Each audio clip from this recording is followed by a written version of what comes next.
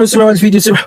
هذا اللي يتحرك يجي لجنة التأديب، اللي يتحرك يجي لجنة التأديب، والله ما نرحموه. اللي يتحرك يرد باله، ها اللي يتحرك ها أن يقولها لهم إذا يشوفوني لهم في الليل ها.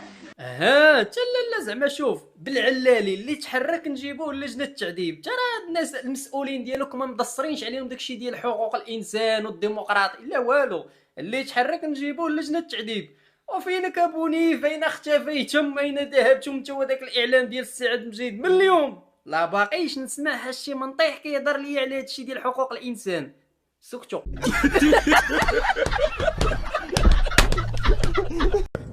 معنا جريدة الوطن تناولت قضية المغرب، لكن سنعود إلى قضية المغرب. لكن أنا اللي لفت انتباهي عاملين كاريكاتير على الملك والعرش والنار شاعلة وكذا. سنعود إلى موضوع المغرب، لكن اللي لفت انتباهي منذ الإعلان أنه المغرب رايح ينظم كأس العالم، هو واسمه البرتغال وإسبانيا. منذ ذلك الوقت، سمحوا لي يعني أن هذا التعبير، منذ ذلك الوقت الجماعة حكمتهم السخانة يعني. علاه؟ طبعا علاه؟ نجيبوا كاس العالم خيرة ونربحوا كاس العالم على في المغرب، الغيرة يولي التصالح بكل صراحة. الغيرة اللي حكمت خيرة. الإعلام الجزائري جن جنونه بعد مشاهدة مشاهد الاحتجاجات والمظاهرات في المغرب، خاصة مع بروز ما يعرف بجيل زد، الجيل الجديد من الشباب المغاربة الذين خرجوا بكل شجاعة للمطالبة بحقوقهم والتعبير عن آرائهم بحرية.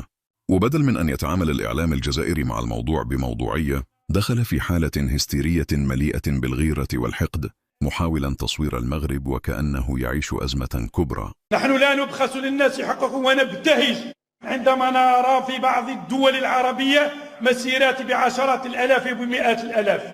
نبتهج أيما ابتهاج، ولكن نقول لهم يا حبذا في المسيرات القادمة أن يحاصر مئات الآلاف من أشقائنا في المغرب أو في غيرها القصر الملكي. وابن قرينه، واش نتوما دابا عباد الله الملك عندنا خالعكم حتى للدرجه هذيك؟ الهيبه لمن عطا الله وداز السي المونطاج. زعما خرجوا يا المغاربه، قال لك في اطار الديمقراطيه. المغاربه كتقولوا لهم خرجوا، ودياولكم كتخلعوا فيهم بان بيبليكا فاتحه. هذا اللي يتحرك يجي لجنة التأديب، اللي يتحرك.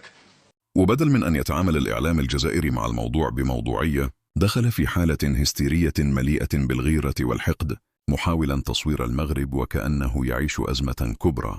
لكن الحقيقة أن هؤلاء الشباب المغاربة أعطوا درسا في الوعي والنضج السياسي، لأنهم اختاروا التعبير السلمي والمسؤول في بلد يسمح فيه بالكلمة والرأي، عكس الجزائر تماما، حيث أي صوت حر يسكت قبل أن يتكلم. والشيء الذي زاد جنون الإعلام الجزائري هو أن المغرب رغم كل هذه الاحتجاجات ظل مستقرا ومتقدما، وبدأ فعلا في إصلاح الأوضاع بسرعة، بينما النظام الجزائري غارق في الأزمات ولا يملك الشجاعة حتى لفتح النقاش مع شعبه. اللي يتحرك يجي لجنة التأديب، اللي يتحرك يجي لجنة التأديب، والله ما نرحموه. اللي يتحرك يرد باله، ها اللي يتحرك ها أن يقولها لهم إذا يشوفوني لهم في الليل ها. لا زعما شوف بالعلالي اللي تحرك نجيبوه لجنة التعذيب. ترى الناس المسؤولين ديالك ما مدصرينش عليهم داكشي ديال حقوق الانسان والديمقراطيه لا والو. اللي تحرك نجيبوه لجنة التعذيب.